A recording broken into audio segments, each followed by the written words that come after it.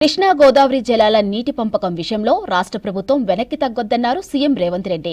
ఇక బ్రిజేష్ కుమార్ ట్రైబల్ నీటి వాటాల పంపిణీ ఇప్పటి వరకు పూర్తి చేయనందున కేఆర్ఎంబీ, జీఆర్ఎంబీల నిర్ణయాలను ఎందుకు పట్టించుకోవాలని ప్రశ్నించారు.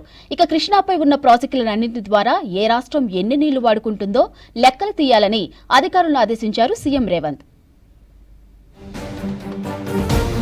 కృష్ణా గోదావరి జలాల్లో రాష్ట్రానికి రావాల్సిన నీటి వాటాలను దక్కించుకోవాలని అధికారులకు స్పష్టం చేశారు సీఎం రేవంత్ రెడ్డి. తెలంగాణ ప్రయోజనాలకు నష్టం జరగకుండా ట్రిబ్యునల్ ఎదుట సమర్థవంతమైన వాదనలు వినిపించాలని ఆదేశించారు. ఇరిగేషన్ ప్రాజెక్టులపై కమాండ్ కంట్రోల్ సెంటర్లో సమీక్ష నిర్వహించారు సీఎం రేవంత్ రెడ్డి, మంత్రి ఉత్తమ్ కుమార్ రెడ్డి. రాష్ట్రంలో సాగునీటి పరిస్థితి, కృష్ణా గోదావరి జలాలపై ఉన్న అంతర్రాష్ట్ర వివాదాలు, నీటి వాటాల పంపిణీకి సంబంధించి రాష్ట్ర ప్రభుత్వం అనుసరించాల్సిన వ్యూహాలపై చర్చించారు. కృష్ణాపై ఉన్న ప్రాజెక్టులన్నింటి ద్వారా ఏ రాష్ట్రం ఎన్ని నీళ్లు వాడుకుంటుందో లెక్కలు తీయాలని ఆదేశించారు CM Revanth. Srisailam, Pothireddypadu, Banakacherla head regulatory, Telugu Ganga, KC canal, Handrineeva, Galeru Nagari, Velugodu ప్రాజెక్టుల నుంచి ఎంత నీటిని తరలిస్తున్నారనే వివరాలన్నీ రికార్డు చేయాలని చెప్పారు.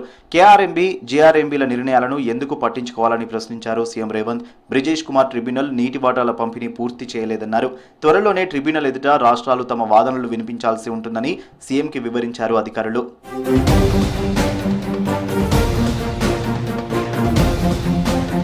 కాంగ్రెస్ ప్రభుత్వం ఏడాది పాలనపై ఎక్స్లో పోస్ట్ చేశారు ముఖ్యమంత్రి రేవంత్ రెడ్డి. సరిగ్గా ఏడాది కిందట ఇదే రోజు పొలానికి వెళ్లాల్సిన రైతన్న మార్పు కోసం ఓటేశారని అన్నారు. ఆనాడు వేసిన ఓటు ఇప్పుడు అభయహస్తమై రైతన్న చరిత్రను తిరగరాసిందన్నారు. ఏకకాలంలో 2 లక్షల రుణమాఫీ, 7,625 కోట్ల రైతు భరోసా, ధాన్యానికి 500 బోనస్, 10,444 కోట్ల ఉచిత విద్యుత్ అందించామన్నారు. 1,433 కోట్ల రైతు బీమా, 95 కోట్ల పంట నష్టపరిహారం, 10,547 కోట్ల ధాన్యం కొనుగోలు జరిగాయన్నారు. ఒక్క ఏడాదిలో 54,000 కోట్ల రూపాయలతో రైతుల జీవితాల్లో పండగ తెచ్చామన్నారు సీఎం రేవంత్ రెడ్డి. హైదరాబాద్ జూబ్లీహిల్స్లోని కమాండ్ కంట్రోల్ సెంటర్లో సీఎం రేవంత్ రెడ్డిని మర్యాదపూర్వకంగా కలిశారు విదేశీ రాయబారి బృంద సభ్యులు. పలు అంశాలపై సీఎంతో చర్చించారు. ఆస్ట్రియా రాయబారి కేథరినా వేజర్. సమావేశంలో ఇరిగేషన్ శాఖ మంత్రి ఉత్తమ్ కుమార్ రెడ్డి పాల్గొన్నారు. సీఎం రేవంత్ రెడ్డిని కలిశారు మంత్రి సీతక్క, ములుగు డీసీసీ అధ్యక్షుడు అశోక్. ములుగు నియోజకవర్గంలో కొత్తగా మల్లంపల్లి మండలాన్ని ఏర్పాటు చేసినందుకు సీఎంకు కృతజ్ఞతలు తెలిపారు.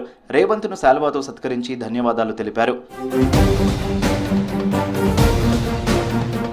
చెన్నూరు ఎమ్మెల్యే వివేక్ వెంకటస్వామికి బర్త్డే విషెస్ తెలిపారు సీఎం రేవంత్ రెడ్డి. నిత్యం ప్రజాసేవలో ఉంటూ రాష్ట్రాభివృద్ధికి కృషి చేసేందుకు భగవంతుడు పూర్తి ఆరోగ్యాన్ని ఇవ్వాలని కోరారు. ప్రజాసేవలో వివేక్ వెంకటస్వామి మరింత ఉన్నత స్థాయికి చేరుకోవాలని ఆకాంక్షించారు సీఎం. అంగన్వాడీ కేంద్రాలకు చేసే పాల సరఫరాలో ఎటువంటి గ్యాప్స్ లేకుండా పటిష్ట చర్యలు తీసుకోవాలని మంత్రి సీతక్క ఆదేశాలు జారీ చేశారు. మారుమూల ప్రాంతాల్లోని అంగన్వాడీ కేంద్రాలకు సకాలంలో పాల సరఫరా జరగాల్సిందేనని స్పష్టం చేశారు. ఆరోగ్య లక్ష్మి పథకంపై మంత్రి సీతక్క సమీక్షా సమావేశం నిర్వహించారు. కొన్ని అంగన్వాడీ సెంటర్లకు సకాలంలో పాలు సప్లై కాకపోవడం పట్ల మంత్రి సీతక్క సీరియస్ అయ్యారు.